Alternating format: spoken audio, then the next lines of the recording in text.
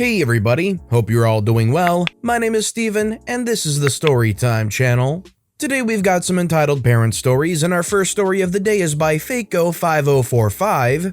My cousin does not want me to adopt for her own children's benefit. As context, you need to know that, modesty aside, my older brother, 33-year-old male, and I, 27-year-old male, are the more successful of our cousins. Dad's side, 8 in total including us. At least according to career-based stereotypes, a lawyer and doctor respectively. We are basically most parents' dream power couple. It also means we are the wealthiest of the bunch, with my brother being the richer one between us two by a wide margin. In terms of family life, my brother has been married for some years, but both his wife and himself have always been clear about not wanting children at all. Zero. Nada. Never. And he even got a vasectomy. Funnily enough, while they don't want kids of their own, they are obsessed with being the cool uncle and auntie, and they pamper my sister-in-law's nephews to the point of it being kind of ridiculous. As an example, in 2019 they wanted to buy, not rent, buy, a giant inflatable dinosaur slide for one of the kids. Only his mother pleading about not having space for it anywhere, who has it really, stopped them. This is where my cousin, Amelia, 28-year-old female, enters the tale. She was the first of the pack to have kids, twin girls who, as you may have guessed, are the princesses of the family, being heavily spoiled by everyone, especially my brother, my sister-in-law, and, I must admit, myself. After Amelia, another 3 of our cousins have had kids, and while they are also being paid a lot of attention, Amelia's are still the Q-ruling queens. The twins are almost 6 and their parents are looking to enroll them in a private school whose price is, well, high. Even with siblings discount, it is a hard hit to the pocket. So they asked my brother for help and he said yes, so now he is basically going to pay for one of the twins' education for maybe 1 or 2 years until their parents can save up enough to take over. Or at least that's what he and I thought was the plan. It all went downhill when I was told during our Christmas family reunion, yeah, I know, pandemic, wrong being in groups, believe me, I tried to stop it, but it happened, focus on the tale, that we have been thinking with my current boyfriend about living together, maybe marrying and even adopting, as we both have always wanted a family. Things got suddenly really weird. I knew my uncles have never been fans of me being gay, but my cousins were the total opposite. Very supportive actually. And now they were, out of nowhere, pretty concerned about a gay couple adopting. Especially Amelia, who made a lot of remarks about maybe it not being the best atmosphere to raise children. They didn't make any actual homophobic remarks, pretty much hiding under concerns over our society's reaction, which is sadly true. In the end, we changed the subject, but my brother and I were still kind of surprised by their uncharacteristic reaction. This continued to bug me for a while, until I recently was told the truth by an unexpected source. A man I will call Robert, the husband of Amelia's eldest sister, Alice. She is one of the cousins that has no kids of her own. 2 weeks ago, Robert called and asked us to meet at his house. At a time, Alice would not be home. The out-of-the-blue invitation from someone we barely talked to and the peculiar conditions were curious enough to make my brother and I accept. When we arrived, Robert told us something that still makes a chill go through my whole body. It seems that me and my brother are considered an insurance/retirement/inheritance emergency fund for Amelia and her family. Because my brother doesn't want kids and I am a gay guy with no chances of having children, it is obvious that we will die without direct inheritors. She was sure that the bond we have with the twins ensured they would be the recipients of this hypothetical inheritance, or at least most of it. Meanwhile, she is planning on milking us of what she can while we are still alive, which includes a college fund she was going to persuade my brother to invest in the future. You may be wondering how this random guy knows all this. Well, while Alice and Robert don't have children, it's mostly because they know they are not in a financial position to do so, but they really want to. Amelia tried to convince her sister that with us as the family bank and telling her all of the above, there was nothing to worry. Alice told Robert, not knowing he would be so disgusted by the whole deal that he would spill the beans. He also has the theory that Amelia has been spreading the bank idea to our other cousins, or at least has implied it in casual conversation, and our constant gifting to the kids just reinforced it. The problem is, her whole plan goes to trash if I have children of my own to take care of, at the same time giving my brother his first real nephews to focus his attention, resources, and inheritance. That's the reason all were so disturbed by the mere suggestion of me having kids. I want to be honest with you guys, I feel sick, like wanting to throw out sick. My brother feels the same, and even my sister-in-law, the sharpest person I know, has no idea what to do. Easy answer, we cut these freaking human leeches out of our lives, but the fact is, we love our nephews. All of them, not only the twins, and we want to be part of their lives. We also have strong bonds with their parents, even Amelia, and is not easy thinking of our lives without them. But if this is true, if they are really that toxic, we haven't confronted Amelia or any of the others about this, don't even know how to start that conversation. But my brother has already told her that he may not be able to pay for the twins' school because of some surprise debts, putting him in a hard place. According to him, she was angry and didn't have the decency to at least ask about his well-being. This seems like a point in favor of Robert's story. I guess I will update if something new happens in the next months, but for now, the only thing I can say is that cool Uncle Faco will not be so cool anymore. So considering what went down here, do you think it was more of a homophobic reaction, or do you think this really is a long con scheme to get inheritance and milk money off of the brothers? Let me know in the comments down below.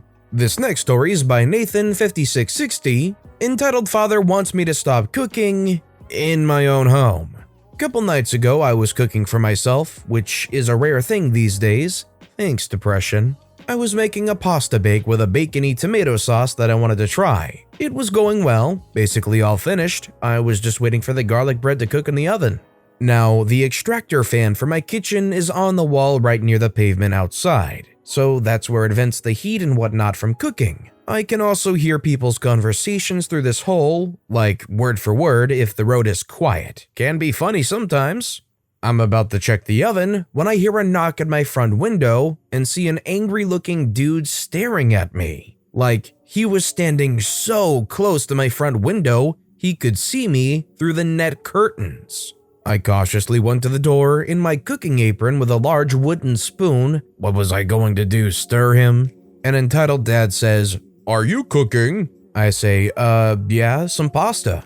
"Can you stop? The smell is making my daughter feel ill." That's not my problem, sir." "How dare you? It's making my daughter ill. Now stop it right now." "Sir, I'm in my own home. I'm allowed to cook whenever I want. If the smell is making someone sick, go away from the smell." Entitled dad says, and stomps off in a right mood. I return to the kitchen and continue cooking. Entitled dad, from outside I hear through the extractor fan hole, "He won't stop. He was very rude to me and threatened me with a rolling pin." Did I? Rolling pin. For making pasta, huh? Sure. The next part was a little hard to hear. He must have walked further up or down the pavement or something as I couldn't hear at all. I think he was on the phone to his poor wife, cause not long after, a woman came hurrying up to my window and tapped on it.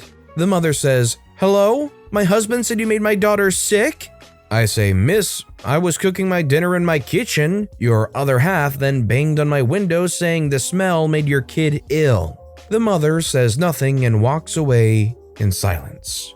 Heard nothing from the fan hole. No idea what happened. My food was nice though. Little dry though. I was distracted. Man, Opie just wanted to make their own pasta, have a nice dinner, and you gotta deal with multiple people banging on your window saying, "Hey, that smell makes my kid sick."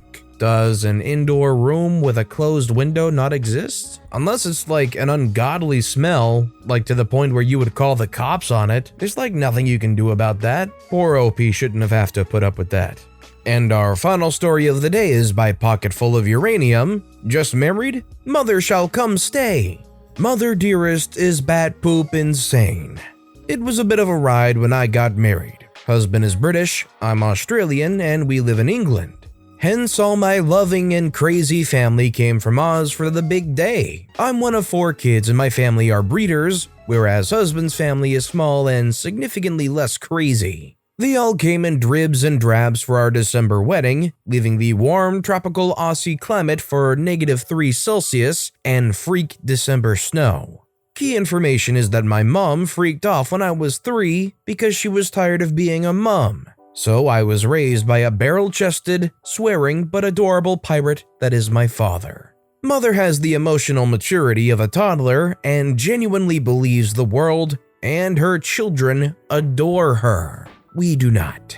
Back to the wedding and the bull poop she pulled. We'd organized events for the Australian contingent for the 2 weeks before the wedding, but not much for after as we were going to be newly married. I don't think I need to expand because most people understand that newlyweds generally want to spend time together. She arrived 3 whole weeks before the wedding and is annoyed that she is staying for free at my husband's parents' house, where my brother and his wife and daughter were also staying. She wanted to stay at my house, like my sister, who was my maid of honor. This was obviously ignored as she stresses me out, so she sat in the garden of my in-laws' house and pouted like a child until we left. Then made passive-aggressive posts on Facebook about being ignored and unloved after traveling so far, which I pettily laughed at because not a single person commented. Wedding day arrived.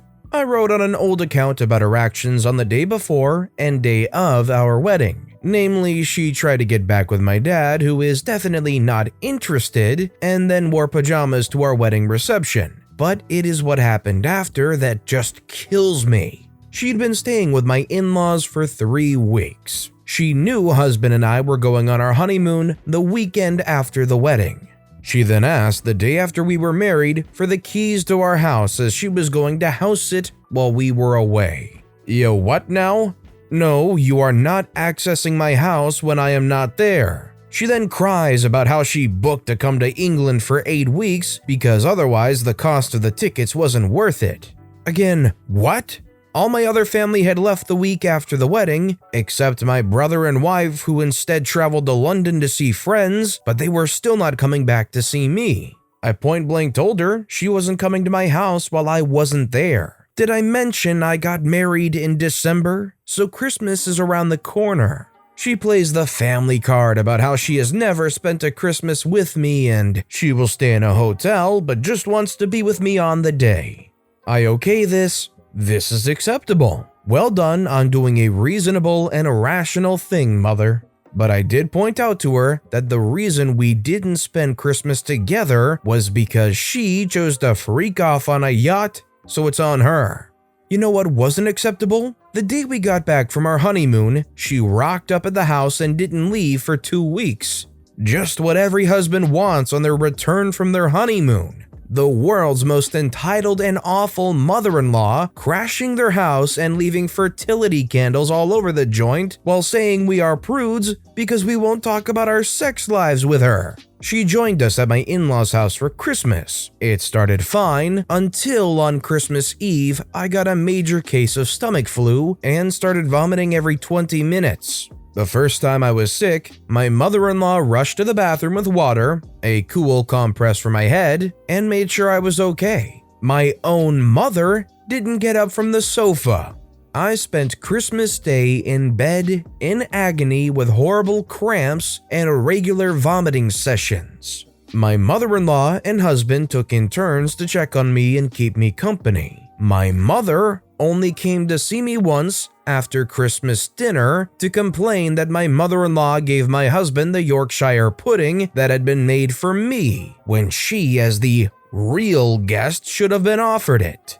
If I had been able to vomit on her, I would have, but sadly I was just painfully retching at that point. I feel for my husband, I truly do. The poor man hid in our bedroom for 2 weeks, only venturing out when I told him the coast was clear. No stars, do not recommend.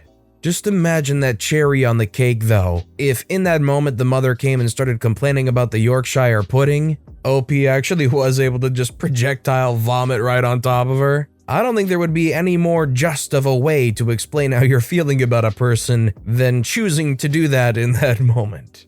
But with that being said, that's all the time we have for today. So if you have a favorite story of the day, let me know which story and why in the comments down below. But besides that, if you enjoyed the video, please consider giving it a like, and if you haven't, subscribe and turn notifications on so you'll never miss an upcoming video. No matter what you do, whether it's just viewing the video, liking, subscribing, turning notifications on, I appreciate the heck out of it. Every little thing that you do helps the channel grow that much more, and I can't thank you enough for it. So until next time, I hope you all have a wonderful day, and I'll be right here next time on the Storytime channel.